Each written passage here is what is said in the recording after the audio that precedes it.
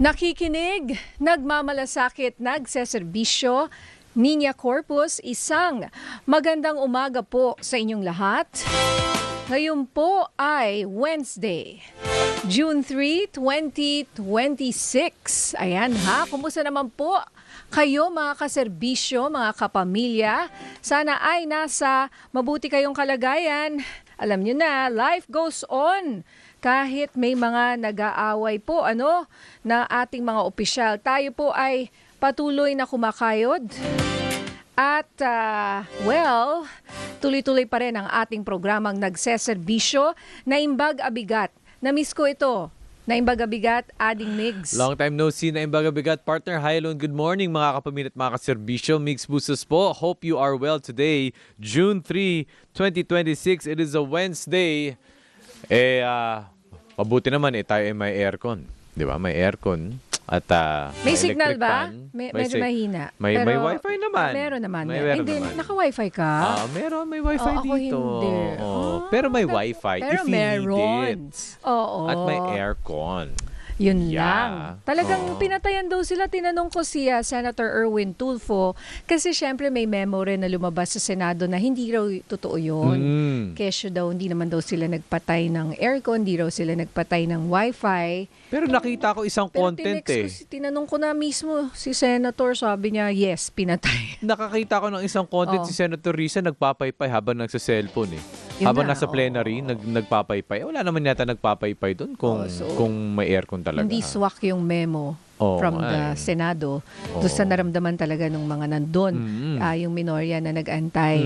Ayan. Pero alam mo, sa totoo lang, marami pang nangyayari sa mundo, sa ating buhay, sa Pilipinas.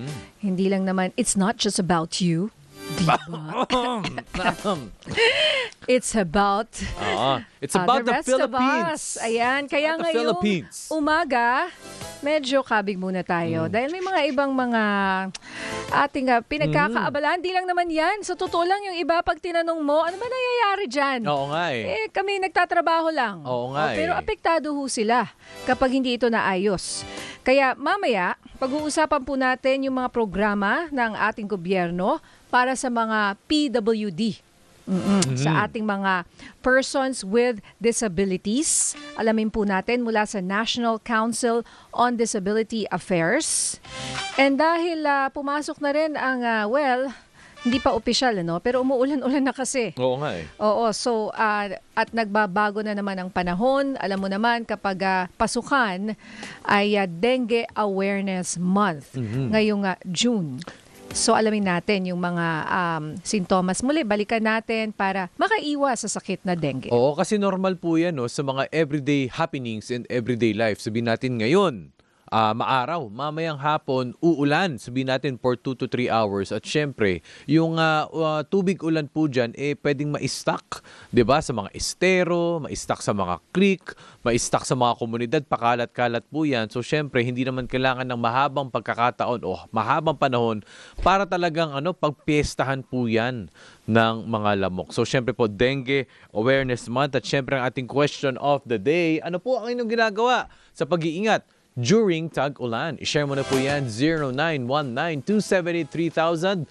Mag-comment po kayo sa aming Facebook, DZMM Radio Patrol sa Estrenta at syempre sa DZMM Teleradio sa YouTube. Yes, at kung may questions kayo tungkol sa PWD, yung mga programa para sa mga PWD po natin, ng mga kababayan, mga kapamilya, mag-text po kayo dahil makakasama natin ang NCDA, ang National Council on Disability Affairs. And syempre sabi ko nga, dengue, alam nyo ba na you can have dengue 4 times. At wala sa ating bansa dahil wala pa nga, nagka-controversy dati, di ba? Wala pa yung vaccine against dengue. Unless pumunta ka sa Singapore, may kaya ka, yun, pwede ka magpabakuna. Pero sa ngayon, wala pa yan. At malungkot dahil endemic ang dengue sa ating bansa. So hindi porket nagka-dengue ka na once, twice, pwede pa uli.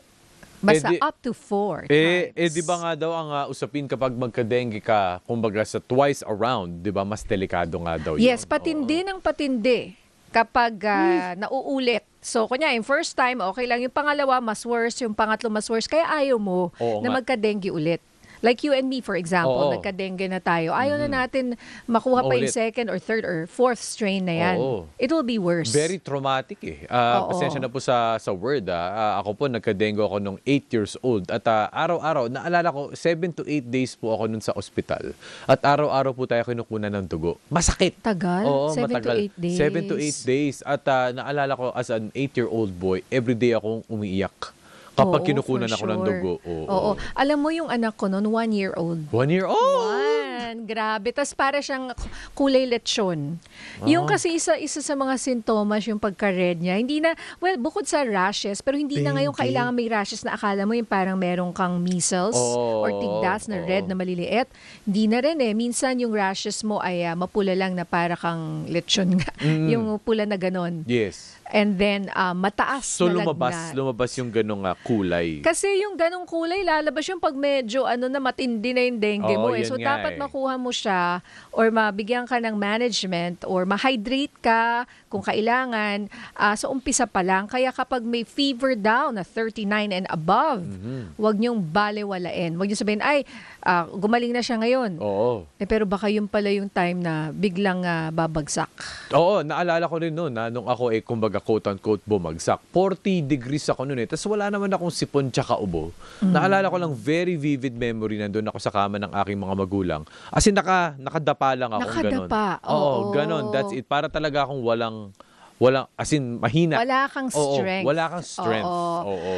Tapos would you believe tong same na anak ko na to? Hindi ko na sasabihin pangalan, magagalit sa akin, sasabihin ko. Basta isa sa tatlo kong Isa anak. sa tatlo, one of the three. Nung 1-year-old nagka-dengue siya.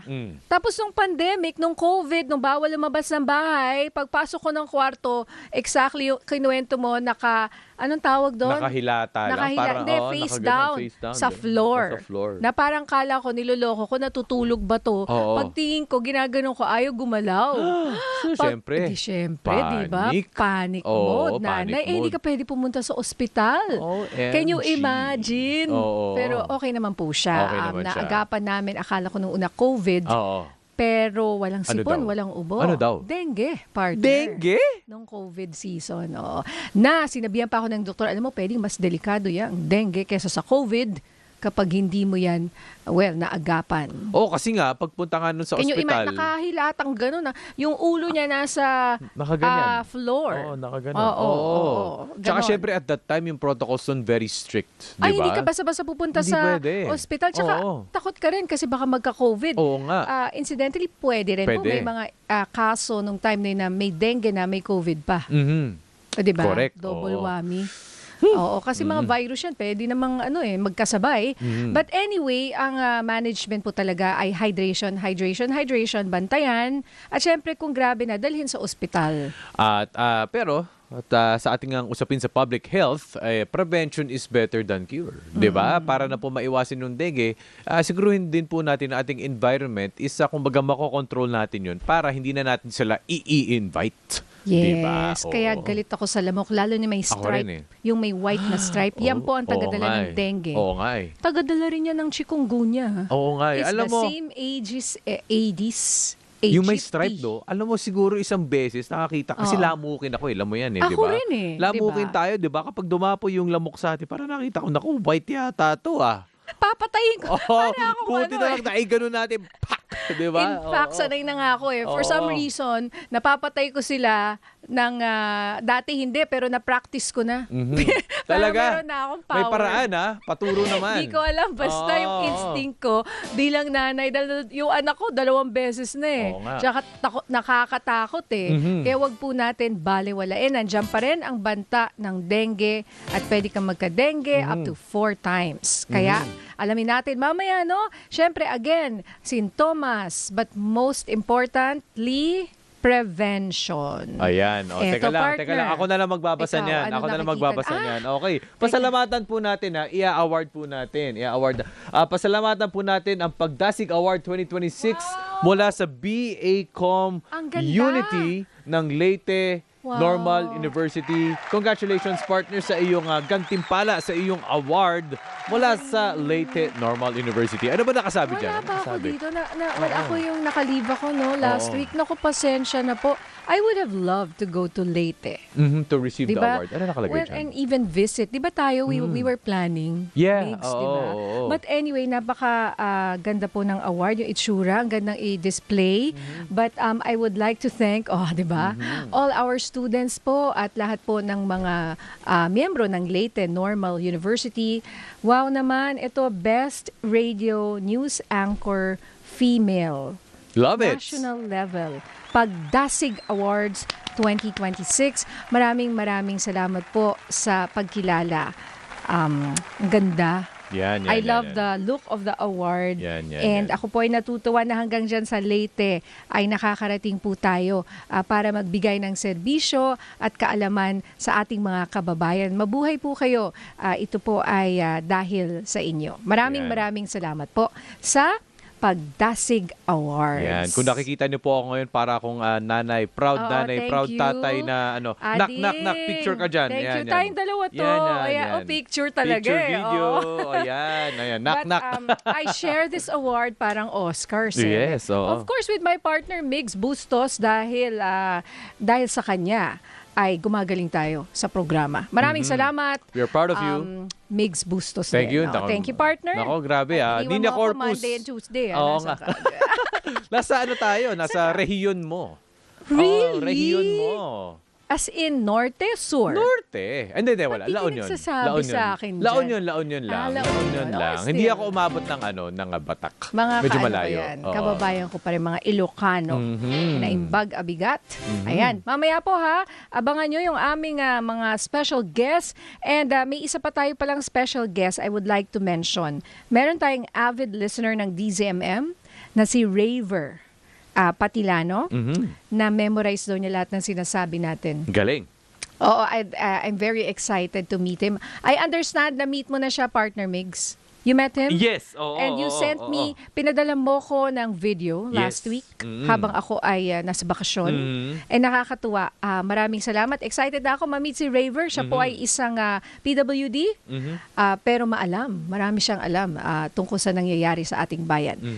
And he's only 19 years old from Novaliches. Ayan po ha. Magbabalik po kami dito lang po sa Nagseserbisyo Niña Corpus at Migs Bustos. Ang oras po natin 11:15 ng umaga.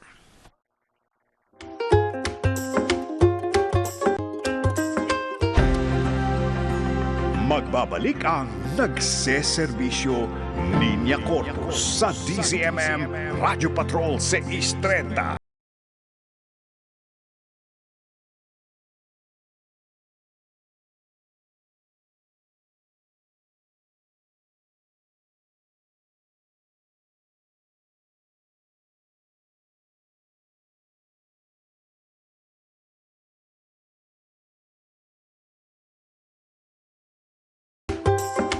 Corpus kasama si Migs Bustos sa DZMM.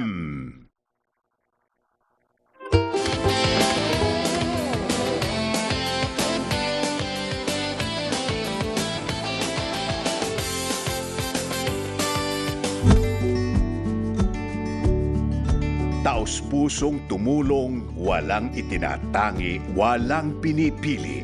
Sila ang ating mga bayani. Sino po sila?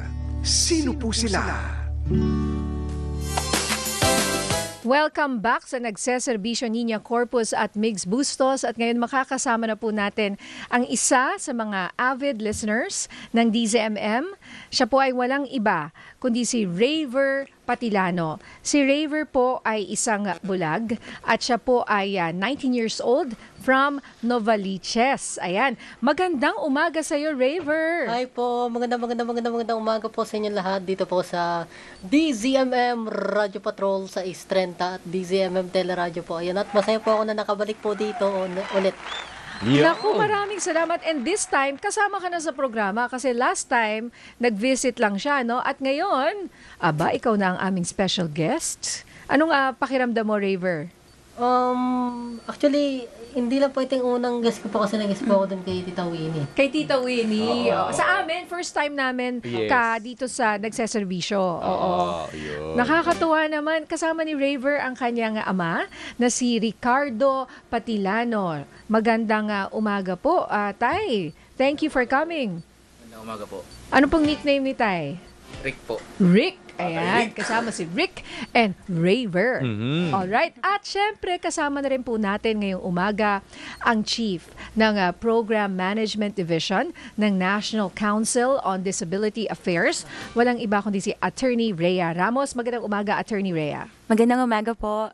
Morning. Ayan. So, sa mga hindi nakakaalam, meron pong NCDA. Ito yung National Council on Disability Affairs. Pakisabi na lang po muna, no? Introduce NCDA to our listeners and viewers, please. Sige Attorney. po. So everyone, NCDA stands for National Council on Disability Affairs. So basically, National Council on Disability Affairs, kami yung primary agency, lead agency dealing with all matters relating to disability. But to clarify, as a council, we are comprised of several government agencies. So itong mga government agencies na member ng NCDA, these are the implementing agencies. So when we talk about programs of persons with disability, sila po yung nag-i-implement. On our end, kami po yung nagko-coordinate ng mga policies relating to disability. So at least po Attorney Rhea for Raver's case sa mga visually impaired, ano po yung mga importanteng mga programa, mga hakbang especially para sila kumbaga really integrated into society? Yes, thank you for that question. So actually, our programs are for all persons with disabilities, but I could share some na mag-a-apply sa case ni Raver. Like for example, we have the Inclusive Education Act. This was passed 2022, so this is RA 11650.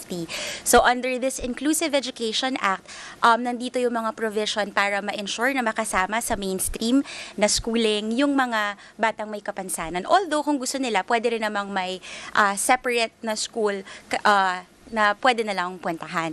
And then other than that, may mga special provisions din dito for us to avoid yung mga instances of bullying and discrimination against persons with disabilities. Actually, medyo hefty yung penalty. So yung mga parents, if they experience bullying sa anak nila, penalty is from 50,000 to 100,000 and imprisonment of at least 6 months. So that's on the education side of things. And then when it comes naman po sa employment, kapag nakagraduate na, meron naman din po tayong mga programs from DOLE and then partnerships also with TESDA para matulungan silang ma-equip with more skills so that they can participate in society and be gainfully employed. So these are just some po of the programs that we have. Attorney Rhea, speaking of bullying, malaking issue ito sa lahat ng mga estudyante. And what more kapag ikaw ay, for example, tulad ni Raver, na isang blind, no? So, I just want to ask Raver, na-experience mo ba ang bullying at sa anong paraan? Yung bullying, isang beses ko na po siya na-experience doon po sa dati kong pinag-aaralan sa regular school po, nung grade 1 po ako. Grade 1? Naalala mo pa, grade 1? Ilang taong ka nun? Batang-bata ka pa nun, Po, ano? mga 9 years old po ako nun eh. O, so anong nangyari, Raver? Ano po yun eh, basta palagi po nilang sinasabi palagi nilang sinasabi yung linya na to, ay bulag yan, bulag, kawawa naman bulag, yung mga ganun. At anong naramdaman mo? Siyempre bata pa po ako nun, kaya ano po ako nun eh, to be honest po, mabilis po akong nasaktan nun, umiyak po ako, tapos ano lang po ako, kumbaga sinabi ko lang po sa family ko, yun, kay Papa po. Kuya Rick, Tay Rick, anong naging reaksyon nyo noong sinabi sa iyo yan ni Raver? Pakilapit na lang po yung mikropono. Ano po kasi ma'am, lagi ko na lang po sinasabi sa kanya, huwag na lang niyang intindihin kasi mahirap pagkapapatulan natin eh. Yun na lang po, lagi ko na lang pinaunawa sa kanya na ganyan talaga. Opo. Unawain na lang natin sila. Sila ang kulang sa pag-iisip. Parang Opo. baliktad. Ikaw pa mag-uunawa, ikaw na nga yung dehado. Hindi mo ba? Ganun na lang po talaga. Ganun talaga ang buhay, ano? Oo, pero anong naging pakiramdam mo bilang isang ama? Siyempre po, masakit. Kasi kahit naman anong mangyari, siyempre dugo ko yan eh. So, siyempre, masakit talaga sa akin na ginaganon yung anak ko.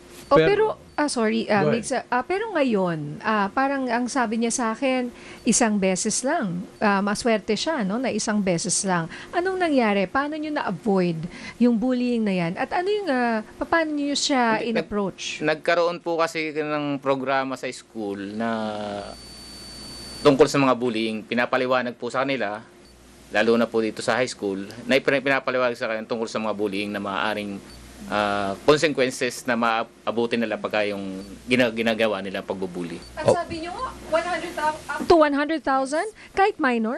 I mean, iba yon, ibang sitwasyon. Yes po. 50 under the law dun sa RA 9442 po natin, 50,000 to 100,000 po for the first violation. Kahit na kaklase and minor yung gumawa nun, yung bully. Yes po. Okay. So, I mean, of course, hindi naman yung bata yung magbabayad, but then it will be the responsibility Of the of parents. their parents. It's the parents. Opo. Okay. Tatay Rick, medyo magja-jump off lang ako sa mga tanong ni Ate Nina, no? Kasi syempre 19 na ngayon si Raver. Paano po yung pagpapalaki sa kanya? Paano rin po nakatulong katulad po ng mga hanay ng NCDA para po talaga mapalaki ng maayos na bata si Raver? Ano po, suportahan lang po lagi yung kanilang gusto, then ipaliwanag kung ano ang tama at mali. Maintindihan naman po nila. Hindi naman po kawalan sa kanila yung yung mata. Mata lang po nawala sa kanila, pero buo po ang kanilang pag-iisip. Oh. And ikaw, Raver, kumusta ka naman ngayon?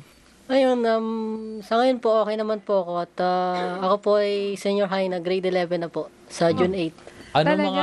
Anong ang gusto mong ma-achieve, 'di ba? Ngayon senior high ka na, anong gusto mong kunin? Anong gusto mong maging profesyon? Profession. Actually, bata pa lang po ako. Pangarap ko na po talaga maging newscaster. Kahit man lang po sa loob ng studio. Oo. Talaga naman. Yun nga, natuwa ko kanina nung nag-introduce. Sige nga, ulitin mo nga yung bigyan mo kami ng Raver, nagseservisyo, Raver Patilano, na sige. newscaster style. Yan. Sige nga. Oo. Sige po. Okay, ito na.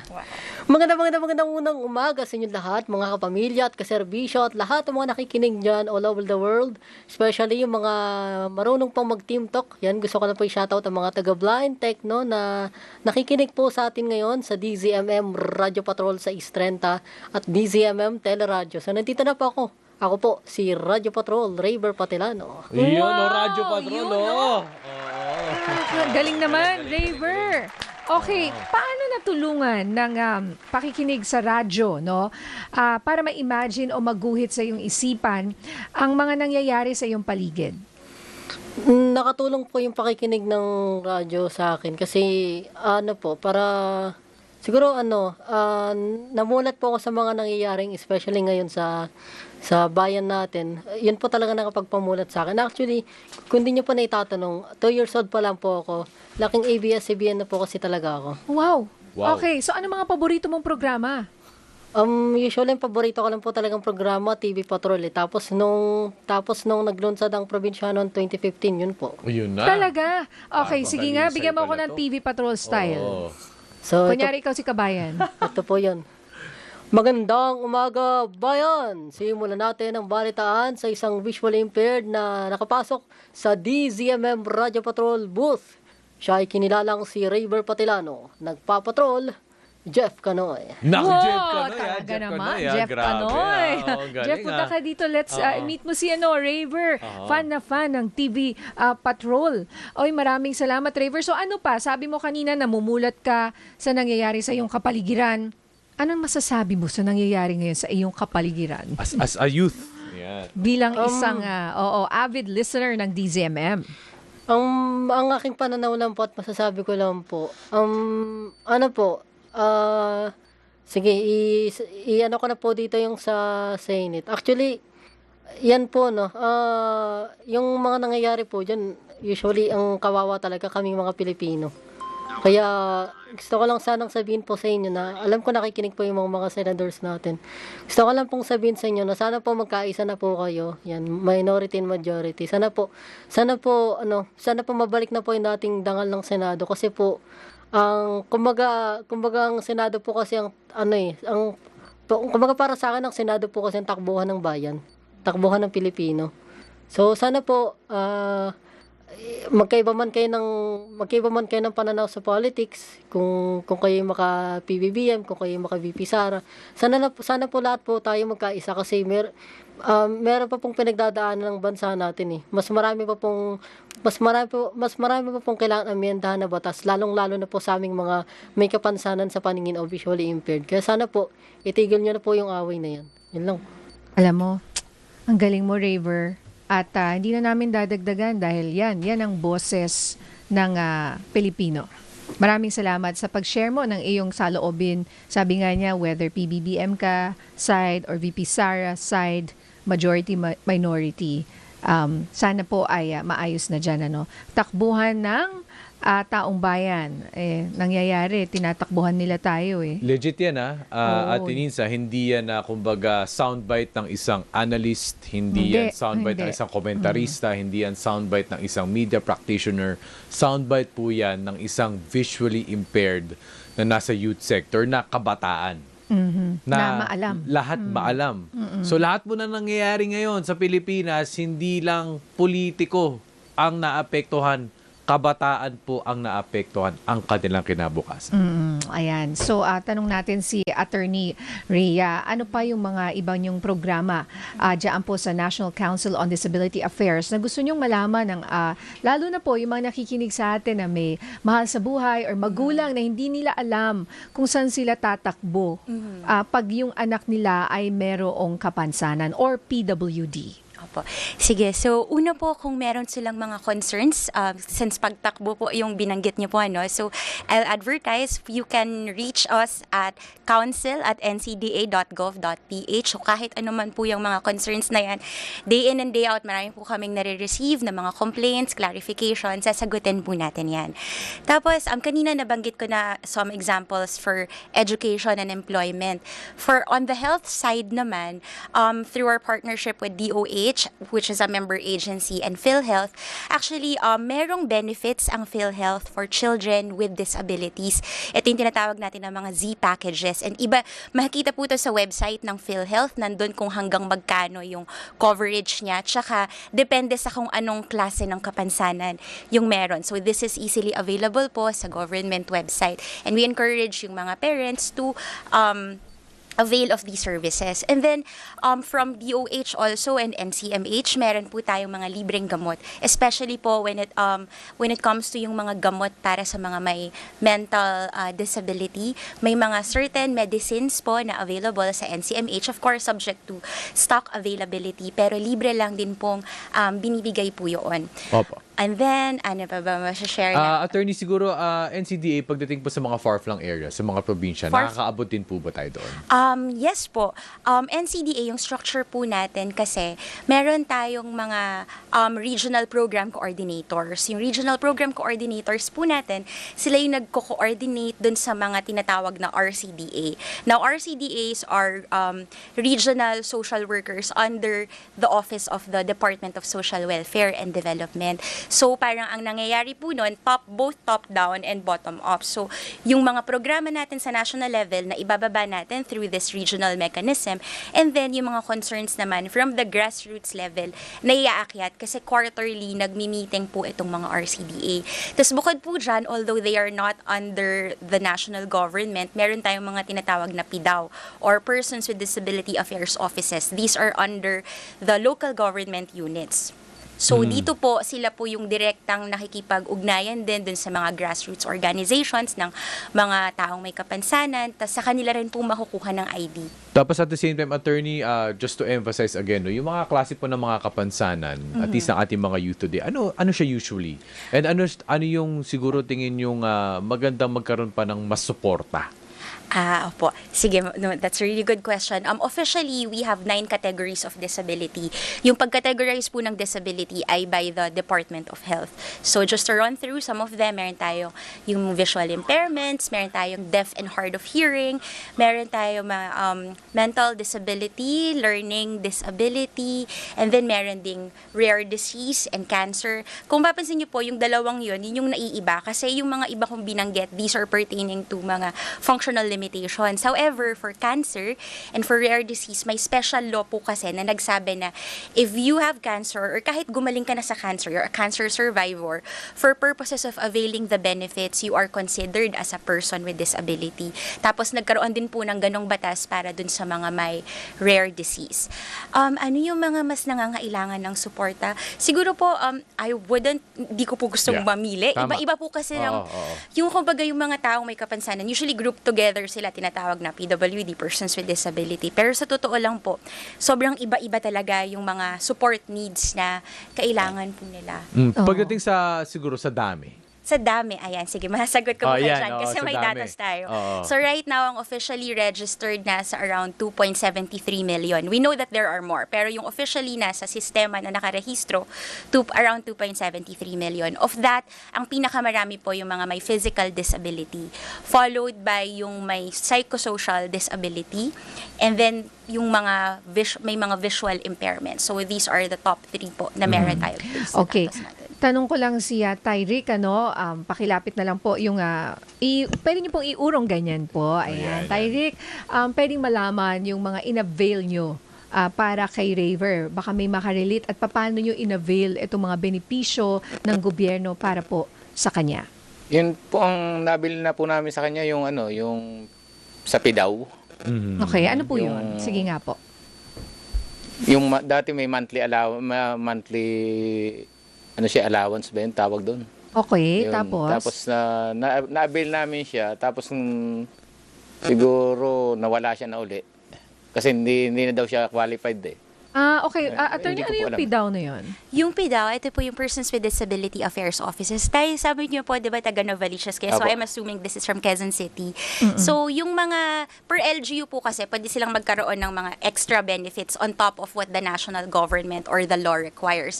So, for example, Quezon City, isa po sila sa mga nagbibigay, I think, for children ng mga extra allowances for persons with, or children with disabilities. So, So, I think din po yun. may nakukuha kayong parang cash benefit dati or something Dati po. Tay? Mga magkano po yun? Ang nakuha po namin dati, 3,500. A month? Hindi po.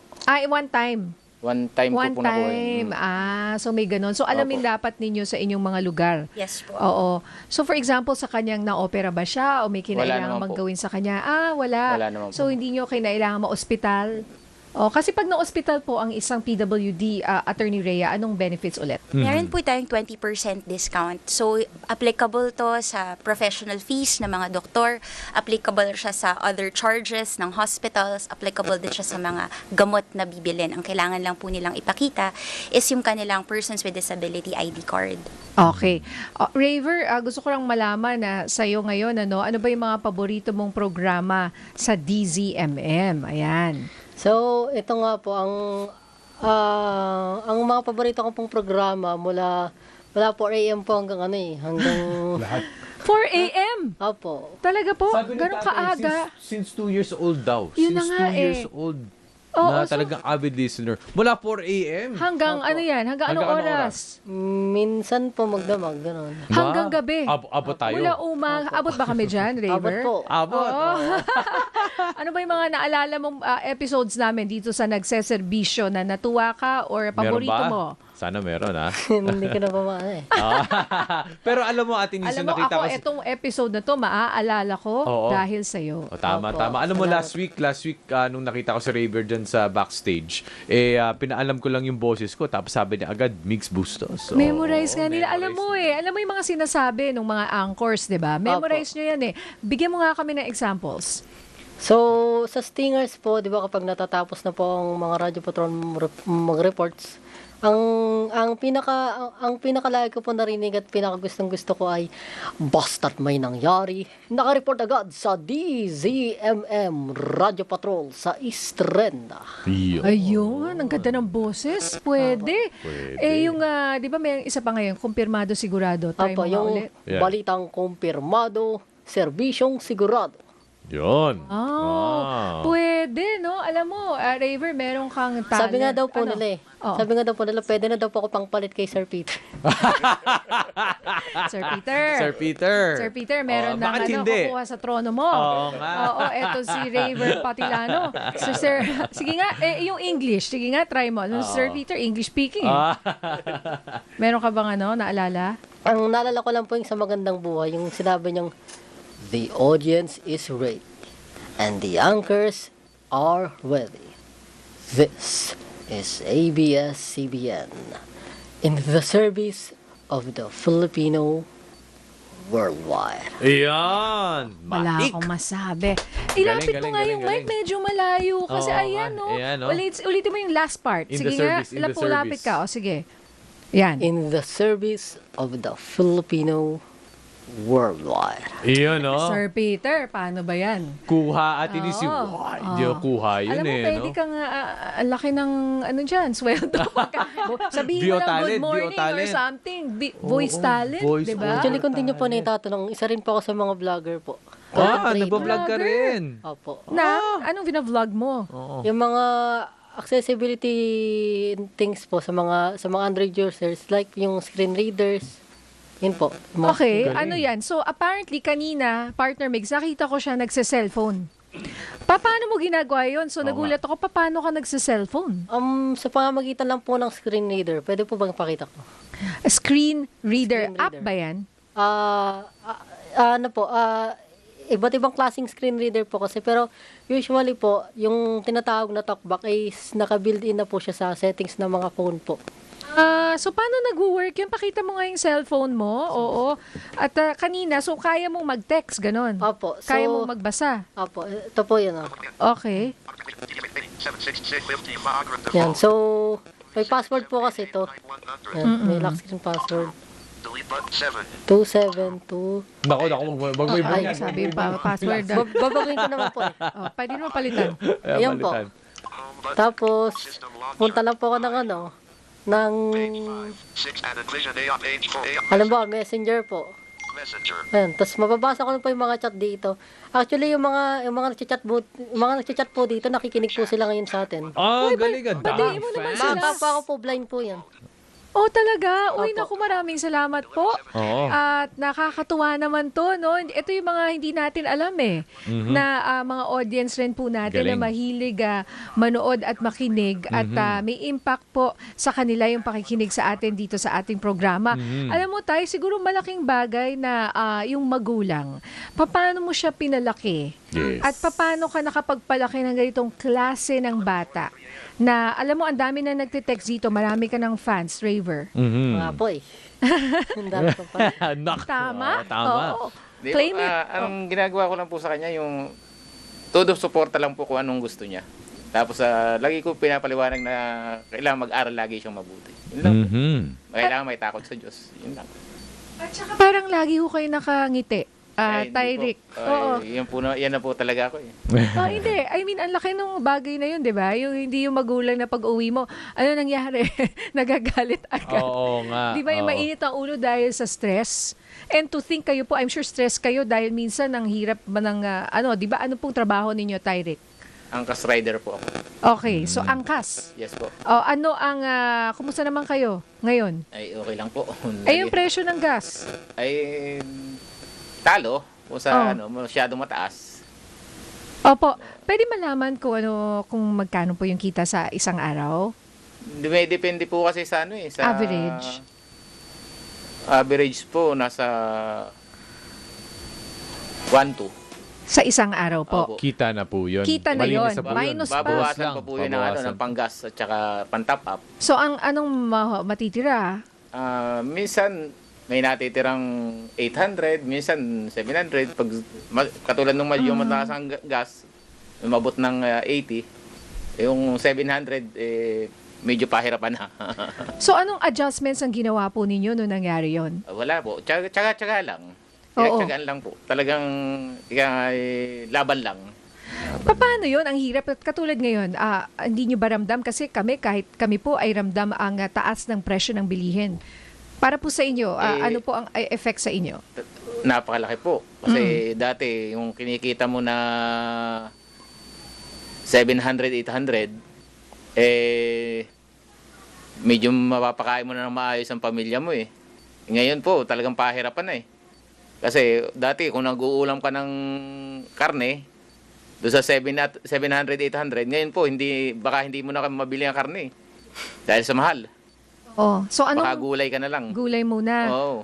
Gulay man po eh, baka hindi pa rin sumapat pagka minalas-malas ka na konti. Yung bigas, kumusta naman? Basta may bigas. Yun ang Ayun ano po eh. laging pauunahing inuunang bilhin, bigas. Oo, Kasi yung pangulam po, pwede nang kahit ano na lang muna. basta may kanin, ano? Oo. Lalo sa katulad niya na... Malakas kumain. Hindi naman po. Kami pong tatlong mag-aamay talagang mahina kumain.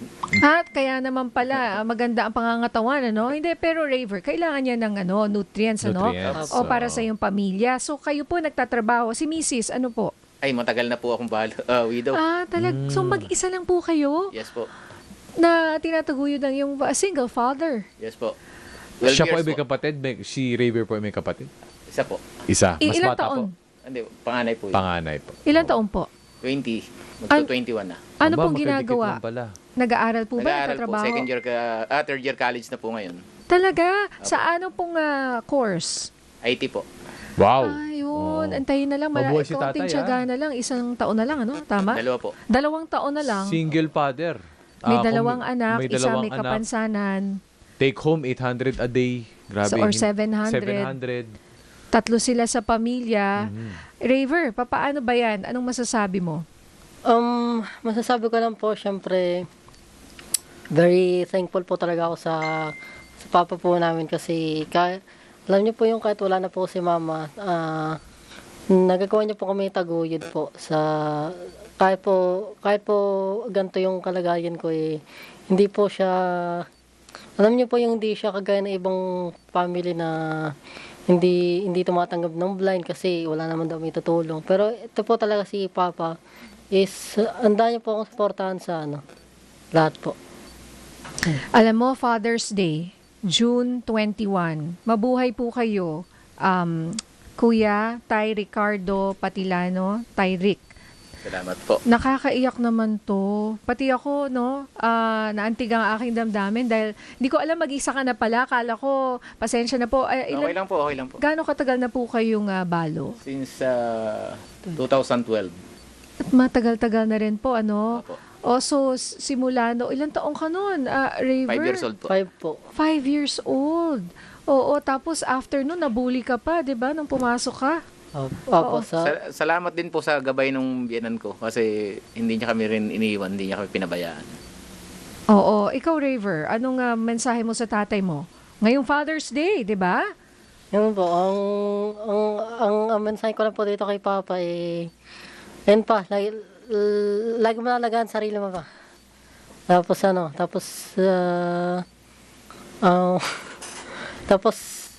gusto ko lang din mong pasalamat pa sa lahat po. Kahit aminado naman po ako, minsan pasaway po ako sa inyo. Or minsan nagkakaroon po tayo ng, alam niyo na po yan. Pero, salamat po pa kasi kasi hindi mo pa kami pinabayaan. Ganun. Talaga naman. Oo nga, kayo po ay Father of the Year. Tay Ricardo, ano po yung mga pinakamalaking hamon sa buhay ninyo bilang single father, may anak na may kapansanan, bulag, andito si Raver, tsaka may isa ka pang anak na pinapaaral ngayon. Kumbaga, 2 yung pinapaaral mo. Oo. Pinakamalaking, ano yung mga challenges na pwede mo i-share sa amin? Ano po lahat halos araw-araw po challenge sa akin pero lahat po yun hindi ko na po pinapansin basta nakapokus lang po ako sa pagpapalaki sa anak ko, pagpapaaral, tapos mga pagtrabaho ako, kumita. Yun lang po. Okay na ako dun Yung mapagtapos ko lang ang anak ko, okay na sa akin. Mapakain rin sila 3 beses sa isang araw na sana karne naman. Oo. Na-miss mo na ba ang karne, Raver? Palagi naman po ako mukha ng karne. Ayun naman pala Yan, Ayun naman pala Hindi, nung Sa- time na mataas ang presyo ng gasolina, sabi mo. Yun nga po. Oo. Talagang Ano bang paborito mong pagkain, Raver? Ang pinapaborito ko po talaga is yung chicken curry tsaka adobong manok po. Wow, chicken curry. Pinagluluto nyo po ba siya, Tay? Sino ba mahilig magluto dyan? Dati po kasi, nung hindi pa nagpa-pandemic yun, ako po nagluluto talaga. Nung nag-pandemic po, nung makapag-pandemic pala, nakabalik na ako sa pag-motorcycle rider yun. Hindi na po eh. Kasi alis ako ng madaling araw sa bahay, may iwan ko yung biyanan ko, tsaka yung dalawa kong anak. Sila na po nag-iintindi sa ako. Ikaw ba nagluluto, Raver? Sa ngayon, hindi ko pa po kasi masyado gamay po yung, lalo na po yung sa gasol. Ay, Kasi baka po, nga magka-aksidente. Oo nga. Oo nga naman.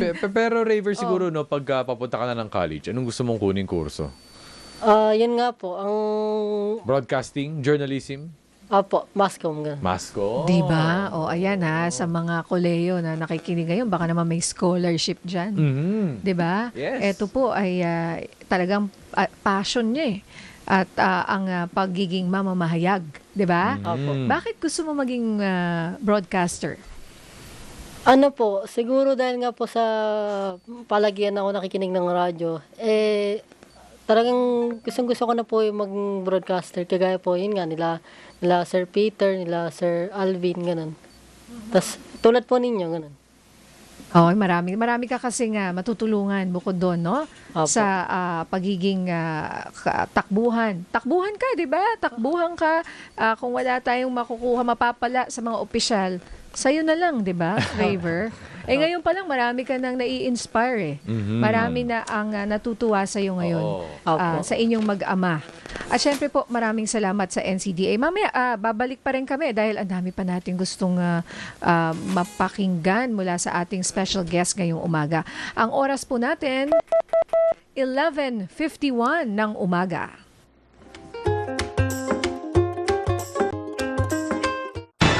Magbabalik ang nagseserbisyo Niña Corpus kasama si Mix Bustos.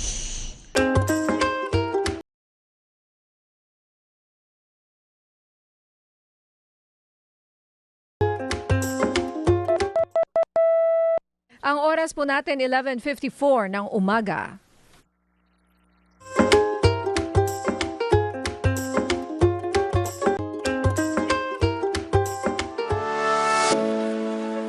Nagseserbisyo Niña Corpus sa DZMM Radyo Patrol 630.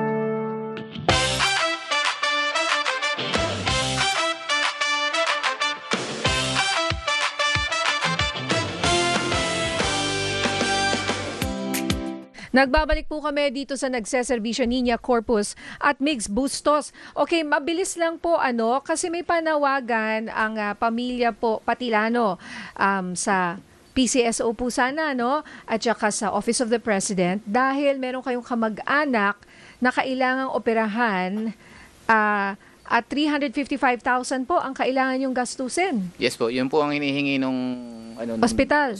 Which para- is what? Hospital. Ano po yung para sa bakal na ikakabit. Tapos sa ibang mga kuwan yata. Anong hospital po ito? Jose Reyes po sa Maynila. Okay. Ang konteksto kasi Ate Nins, yung kapatid ng kanyang biyanan aksidente sa motor tapos nahulog, na-injure ito pong kanyang mukha. Sa bike Dahil po. sa bisikleta. Sa bisikleta. Opo. Tapos kailangan operahan itong part ng kanyang mukha sa may jaw area. Etong si Tatay Rick, 2 araw na pong hindi kumikita dahil pabalik-balik po siya sa PCSO. Tapos bukas, babalik ka na naman sa PCSO at baka mag-absent ka uli. 3 araw na, wala kang kita. Tapos pupunta ka pa sa Office of the President. O baka kung nakikinig sa atin yung ating mga opisyal at ano po yung panawagan natin? Sana po matulungan kami sa gastusin ng kapatid po ng biyanan ko para mapabilis po yung operation kasi kailangan po maoperahan ngayong 18 ng June.